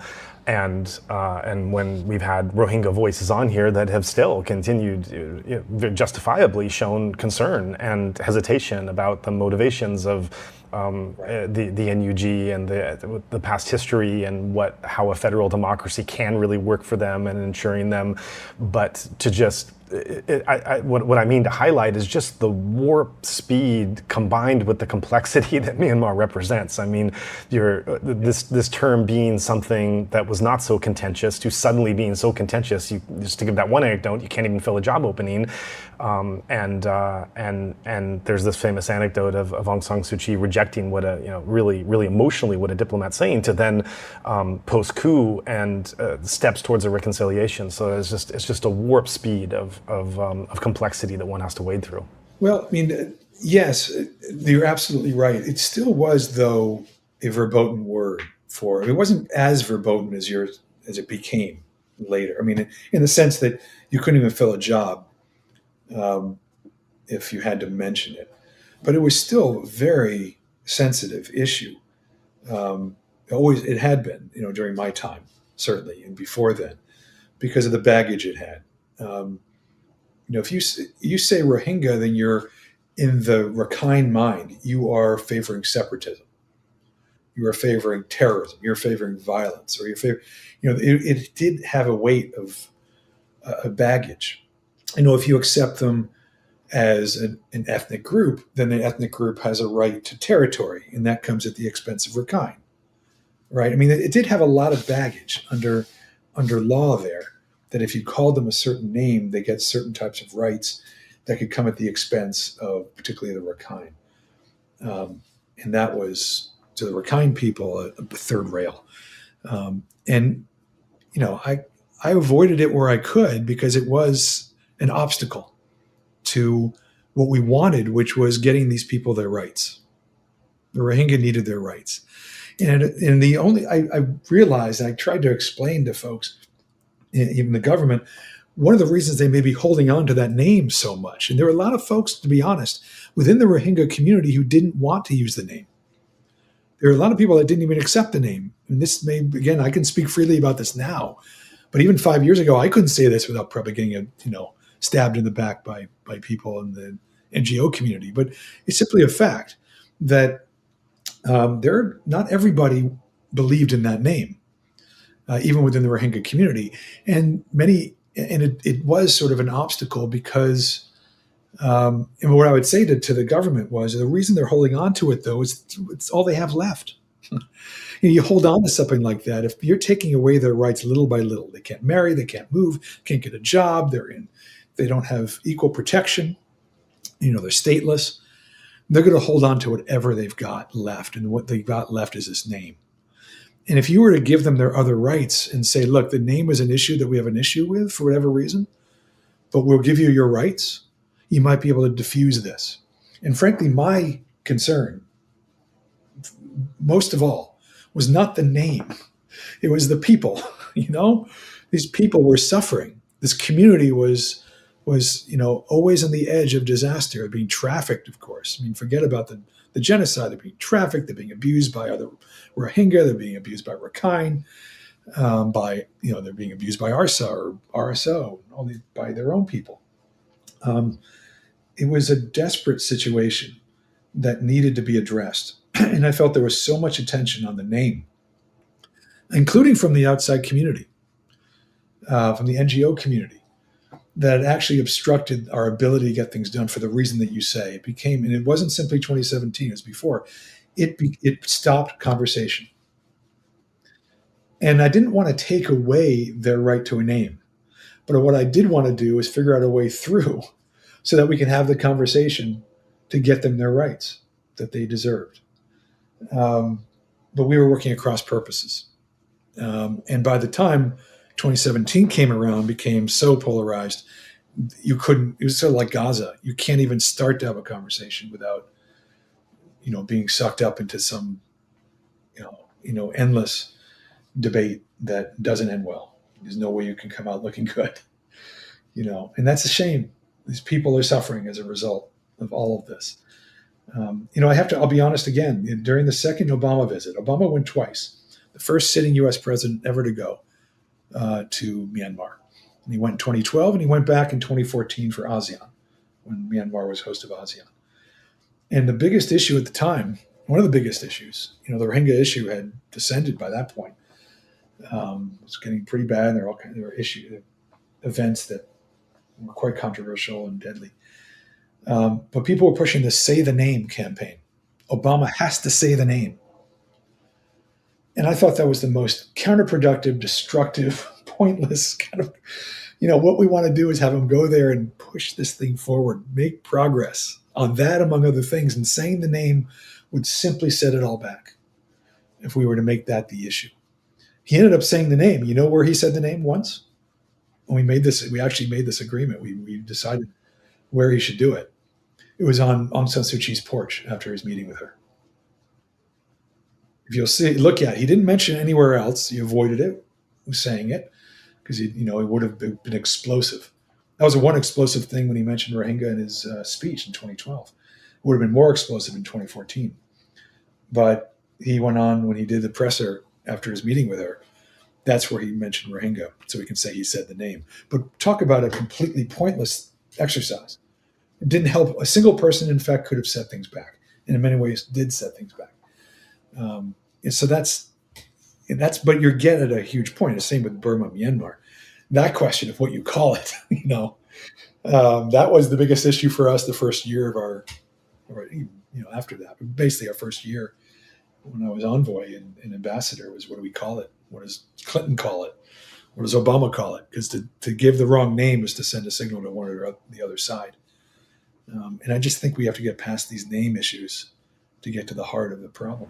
Absolutely. And I mean, what you're also getting at is just this quality of, well, two things that are coming to mind. One is the quality of what it means to work within an imperfect system, trying to make decisions within that imperfect system moving forward, and then what it is to be outside that system, where you're advocating for beneficial changes, but you're not having some of those same hard decisions in front of you, but you not to denigrate anyway in any form the role of activists in trying to push things that are maybe inconvenient or uncomfortable into the light to want to seek a better resolution. This is, of course, another feature of a democratic society. But there is a combative nature and just a different way of sitting and looking at things according to those two roles. And the other is what I mentioned before with sanctions that so many past guests have spoken to, is this sense of and it doesn't just go to sanctions. It's just the sense of moral outrage. And we're going to have Ellen Goldstein on the podcast later, whose book came out about her role as in being the head of the World Bank in Myanmar for the transition period. And this is something she hits upon so much in the book, which is this sense of bad things happening in Myanmar, and outside actors, whether they're activists or people who aren't on the ground but are in a leadership capacity, in her sense, in the World Bank, but you also see this with other organizations, and just feeling this drive or urge to say the thing which is going to cleanse or stand up to righteousness or be a force for truth, be a force for good in their sense. And sometimes it's completely counterproductive to trying to work within this imperfect system, trying to make the tough decisions that sometimes the morally righteous outspoken activity is not in the interest of what you're actually trying to support or bring about. Right. And that's absolutely critical. That's the art of diplomacy, as it were. I mean, you look back and people will say, oh, you were there during the good times. Oh yeah, you're lucky. You were there there are a lot of decisions, a lot of things that happened. That things could have blown up. We could have gotten it wrong. We were taking risks. We did, but yeah, it's balancing these different things. It's easy to posture yourself as morally righteous by standing up on certain principle and holding it firm. But the goal should be to make things better, and it takes much more, as you say, for a place as complicated as Myanmar, is endlessly complicated. There are angles to everything. There's a landmine in every step you take. Everything looks simple, but when you take every step, we don't realize how complex the histories and the baggage and the mindsets, all of that goes into it, to understand why the term Rohingya, back to the days when Muhammad Ali Jinnah was asked when the Rohingya people, had asked Muhammad Ali Jinnah to be part of Pakistan, East Pakistan, today's Bangladesh, right after World War II. And they were going to take a chunk of Rakhine State and become part of East Pakistan. That's in the mindset. How many people know that? That's in the mindset of the Rakhine. So a lot of these things, I'm not defending at all, of course, violence or, and what they've done to the Rohingya, but to understand where they're coming from. I guess to your issue of where people are just talking and not listening, and what it takes in a democracy, simply in a society like this, or even just to deal with countries in diplomacy at all, you have to be listening so that you know where they're coming from, where their baggage is. And once you know their baggage, then you can try to account for that baggage in how you get them to a different place. You basically say, I know you believe this, and I know why you believe these things. I've listened to you, I understand you. But what you're doing is actually counterproductive for your own interest. That's what I used to do with the Rakhine. I would say, you want to have peace, you want to have development, you want to have, dignity and a reputation, good international reputation. Everything that you are doing right now in relation to the Rohingya question is counter to those things. So I would say, even on your own terms, let's work together on getting you to a better place. The Rakhine have a proud name. You get your development. You're not the least developed state in the Union. And there is true peace here, and you're not victimized by Bamar or whoever else. But if you're on the outside and you simply see victim and victimizer, or oppressed and oppressor, then you're not going to get very far, unfortunately. I get if you're Rohingya, there's oppressed and oppressor. And I don't grudge any Rohingya for speaking on their own behalf, for their own people who are uniquely victimized. But I'm just talking, I think this is frankly where we were talking past each other with Dasu, with Aung San Suu Kyi.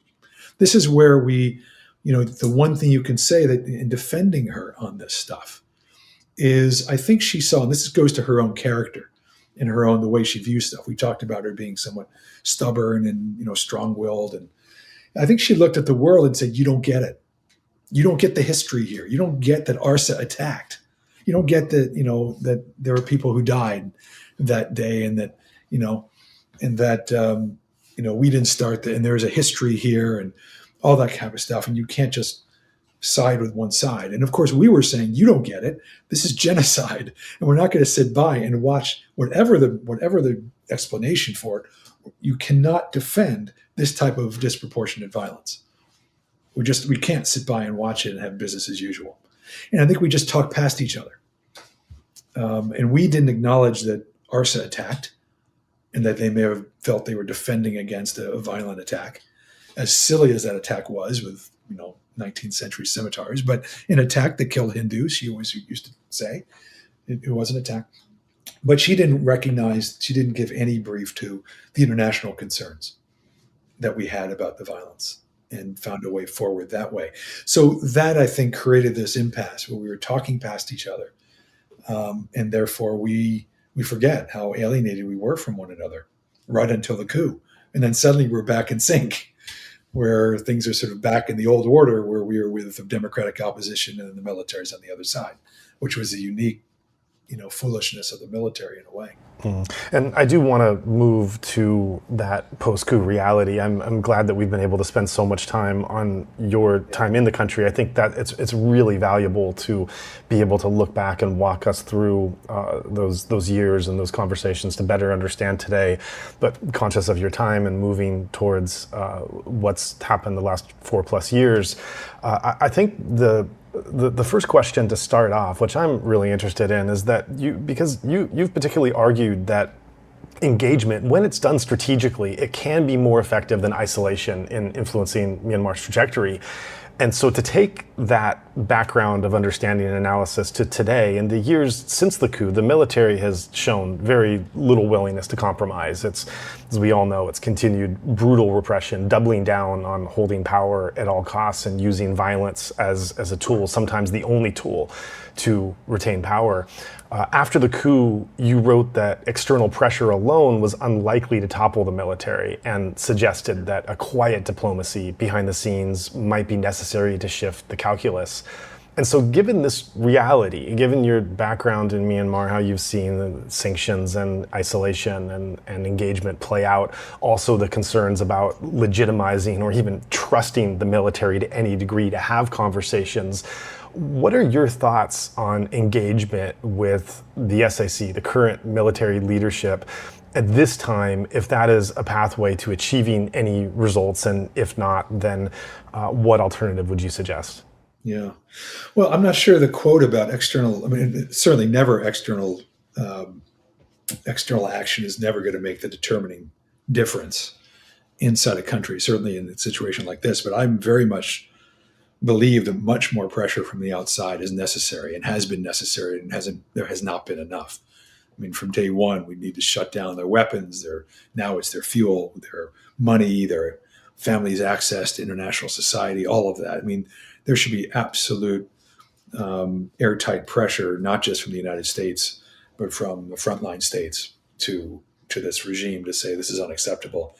And there should have been much more from the very early days. So, and I'm not sure I really believed in that much engagement early on. I think once they made their decision, they made their decision. If there could have been a way to talk to them and get them off their ledge, I'm just very skeptical that anything would have done so early on after this coup, to be very frank. I do think, though, these days, I don't know that engaging the military is going to do much. I don't see them. I don't know if they're looking for a way out. They might be. There might be some in the regime looking for a way out. I mean, it gets to, frankly, what my original strategy or tactic was when I was envoy. When I first went, I thought to myself, all I want to do is find some people within the system who have a different idea of how to preserve the national interest, who wanted to get out of their rut of dominance, of military dominance. And then they kind of revealed themselves pretty quickly to me when I was envoy. I would do that same kind of thing again if there's any way to find people outside the country or people within the system who are coming out to have a conversation and see if they give a sense that where there might be trade space here. But I don't know that engaging the military gets you anywhere. The SAC at this point gets you anywhere. And as you say, it can give them sort of a lifeline. I think we need to do much more, frankly, of engaging the ethnic nationalities. The realities on the ground are forming. For the first several years after the coup, you couldn't see really much. It was very amorphous. You didn't know where things were going to work themselves out. And therefore, there was nothing to grab onto except for the NUG was out and about. But now you're seeing the Kachin, strengthening their control. Of course, the Arakan army has pretty much taken Arakan State, Rakhine State, and there are others in Karenni and Kaya, Karen, of course. We need to be engaging these folks much more and building trust with them and understanding how we can get them humanitarian assistance, how we build trusting relationships with them in order to, and then how we can encourage them to have trusting relationships with one another, because the future of the country is going to be built from the outside in. It's not going to be Bamar centered, as it were. It shouldn't be. This is a revolutionary moment. And I think this is, as we talked about, the defining challenge is really how is this going to hold together peacefully? So now this is kind of the real Myanmar coming to the fore of whether it's federated or confederated, whatever it is. That's frankly where this place always needed to move. And now it's happening violently. Unfortunately, I don't know how you get out of this cycle of violence, even if the military weren't there. We don't know how we get out of the cycle of violence with all the weapons floating around. But that should be our approach, to be honest, is working with them and thinking through how do we create the conditions for a future Myanmar that is peaceful, the people live side by side in peace and dignity, with a national identity, but also respecting the multiple identities that have always existed. That to me is the future, and that's what we ought to be focused on. Less about engaging the military, though the military, some component of the military will likely have to be part of a conversation. But I haven't seen, since Min Aung Hlaing still has his firm grip as Commander-in-Chief, I don't see anyone to work with, to be honest. That would be constructive, to be honest. Right. Of course, as you're saying this, you're focusing on the Burmese side and who could be engaged or not engaged with there and the way to approach it. The other side of it is the we, and the we is now the Trump administration, if you're talking from U.S. policy standpoint. And so with the Trump administration returning to office this year, U.S. foreign policy is seen to be more transactional, unilateral, more focused on narrowly defined American interests. Myanmar is one of the rare cases in recent history that had real bipartisan consensus, spanning Obama, Clinton, McConnell, McCain, you put W. Bush in there, that helped shape policy. And you talked about the coalition that even outside of politics that were able to come along and agree on this. But given Trump's skepticism with multilateral engagement, his prioritization of economic and security deals over democracy promotion, given his administration's willingness, both in the past administration and what we're seeing in this one, to willingly engage in authoritarian regimes, how would you suggest those advocating for Myanmar now adjust their approach? And do you think there's a way to frame Myanmar's crisis, whether in terms of countering China, security concerns, economic opportunities, in a way that would resonate with Trump's foreign policy instincts and somehow keep the country on Washington's radar for, hopefully on the right side of history if they do engage? Right. And the we I talked about it is the United States, but it's also, again, frontline states and other interested parties. But I think, to be very honest, this will seem maybe somewhat disrespectful to our ASEAN friends. I think the U.S. is very important, can be very important in this, because I don't know that ASEAN has really stepped up, or any ASEAN state has been able to lead in a constructive resolution here. But so I think American involvement will be very important in this. But you're right in the issue of Trump. The key to anything is, the key with Trump is to stay below the radar. You don't want to get on his radar screen, his personal radar screen, or those around him. So the key, first of all, is not to raise the profile too high.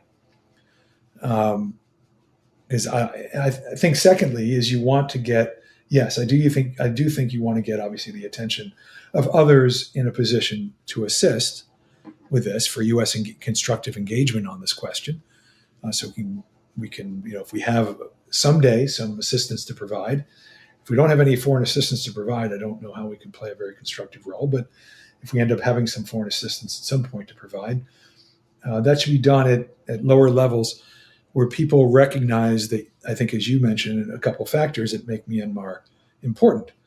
Right now, and I wouldn't make it about great power competition per se, US versus China, but you can simply say, look, China's all over the country, shaping it for to their ends. Not in the interest of the United States, not in the interest of our allies, but most importantly, not in the interest of the Myanmar people. Myanmar people don't want China there. But China's the only one doing it. They're there shaping. And we're not present. And they can even say this is a fault of the Biden administration. Now, it might get the Trump administration's piqued interest. They want to, show distaste for what came before and say we're doing it differently. So you say, look, they didn't do anything that made a difference here. We can make a difference. You can make a difference, Trump. And you can balance the Chinese influence there. Otherwise, we're just handing over a very strategic location to China. Secondly is, yes, I think it can use the issue of not just economic benefits, but the magic rare earths question in Kachin State, that there is a lot of resources here that would be of interest to the United States or others that should pique interest. Now, so that can get attention below the level of Trump one hopes, with people that are looking at the world, and we've got so many problems around the world. Why should Myanmar matter? But there's also a double-edged sword there, as I'm sure as you listen to this, that you don't want people who instrumentalize countries, who potentially will look at Myanmar as a great instrument vis-a-vis China, or that want to take their stuff, take their minerals away. I mean, it would be great if the United States can get the rare earths, but in a way that works for the benefit of both sides. In my view, that I don't want to.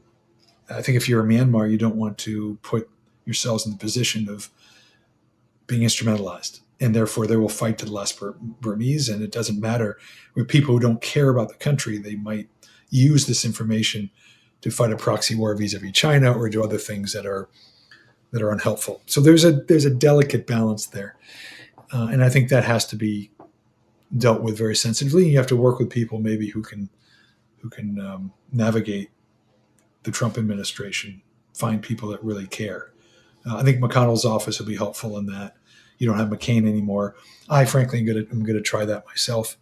I know some people in the Trump administration and try to help talk this through. And I think a very key thing for the United States in all of this, to be honest, is we need to have a special envoy. And I pushed for this from the very early days after the coup, not like I was sitting in Washington, but somebody deployed to the region who can go to all the capitals and try to work on a coordinated approach.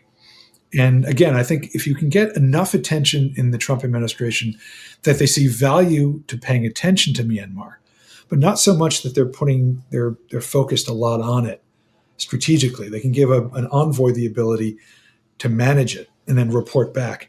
That to me is the sweet spot. You get a good, and that's not me. I'm not saying this is not like my foreign affairs piece, because I'm a Democrat. It wouldn't be me, but someone professional within the State Department who can do this, who can navigate that, and get United States in the game, I think can be very helpful. Thank you. The last question I want to ask you is, we've touched upon this in the conversation, but to ask it directly, because you do have a background in analyzing China's rise and the implications for U.S. foreign policy. You've written books on China and have spent time studying the language and the politics and the culture. And so given your background of understanding China and your extensive work in Myanmar, how would you assess China's role in the country's current crisis? What are they doing? What hand are they showing? And what do you see in current Chinese-Burmese relations, and as well as going forward. I know that even as I say Chinese-Burmese relations, that breaks down in so many ways. Are you talking about Kunming or Beijing? Are you talking about Naypyidaw or some of the ethnic areas? As always, with when it comes to Burma, Myanmar, you have these simple, straightforward questions that then have to be broken down into incredibly complex answers. No, but I think overall, and not getting to the local interests, I think we're looking at big China, Beijing, Myanmar. I mean, my understanding, I heard that Xi Jinping is quite obsessed with Myanmar. That among Southeast Asian countries, at least, but I think in Asia, he's really, really quite interested in what's going on. But I think they see this as I think Tham Minh Yu talks about it as their West Coast. But I think this is their sphere of influence. This is not their territory, but their suzerainty, as it were. They want to be the dominant player. They want to be the arbiter. They want to have special dispensation. I think they liked it before I got there, and before America, before the reform period where they had their way. And I think they liked it when Dasu was alienated from the West and leaning to them. And they like to get back to something like that, where they have a special position in the country. So I see this, they see it as, I think, their sphere of influence. And they want America nowhere near their border. They don't want to have America present to any great degree, or the West. And I don't think they care a whit about the Myanmar people. I think, so Wang Yi, I think, kind of demonstrated it when he went several months ago. And he said two things at the same time. He said, there should be no internal interference in the affairs of this country. And when I was here, I got everyone together and I told them what's up and what they should be doing. They got to get this thing done, and this has to stop, and this has to do this. And people can look at that and kind of laugh about the obvious hypocrisy that the Chinese are saying no external interference, and yet they're the ones in there playing games with the MNDAA and with after Operation 1027 and all the rest of this. But I don't think they see a difference between the two. I don't see them seeing themselves being an external actor. And I think this is a wake-up call in some degree to those in Southeast Asia, that there is no hypocrisy in their minds between no external affairs, but we are an arbiter of what goes on here, because this is their rightful role. And that has been the historic role in the countries in their near abroad throughout, most of Chinese history. And I think they see an opportunity in Myanmar for that. They want access to the Indian Ocean. They want to get the resources for their development. They want a privileged place, and they want the West out. That's what they want. Well, thank you for that, and thank you for your time here going over all of these very important, sensitive, delicate points that we've been able to address. Well, it was interesting when you told me at the start that this was going to be a couple hours. It's very expansive. I did speak expansively, so I hope I didn't lose anybody, and I didn't wander too much. But no, this is a place, as we started, that has, I think, very deep resonance for those of us who watch from afar. I don't know if there are people inside the country who listen to this, or people on the outside who are Myanmar, but it remains of deep importance to those of us who were touched by the place, who have experienced it, and we're not going to forget. We'll do what we can to help. And it's hard for me. We talked a lot about my time there.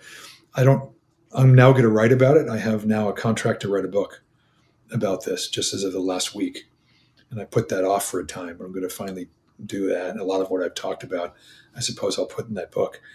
But it's tough for me to look back, because that Myanmar, in a lot of respects, is gone.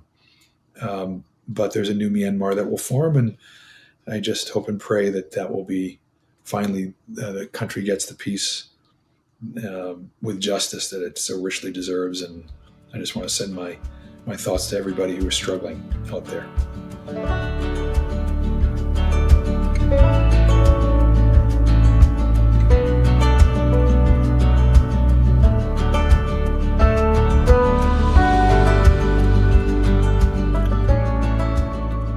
I hope you enjoyed today's conversation.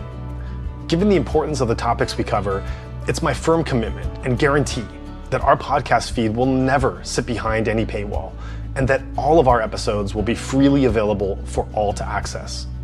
However, just because the episodes are free does not mean that there's no cost associated with producing them. Truth be told, it can sometimes be a bit of a challenge to keep afloat from month to month, and sometimes our limited resources prevent us from taking on the type of content we'd like to pursue. So, if you found today's episode of value and would like to help us to continue to produce more episodes like this one, we would greatly appreciate a contribution. You can offer up a small recurring donation through Patreon or PayPal, or explore other donation options by going to insightmyanmar.org/donation. We also invite you to consider stepping up your level of support by becoming a member. You can learn more by going to insightmyanmar.org/membership. However you contribute, thank you so much for your contribution.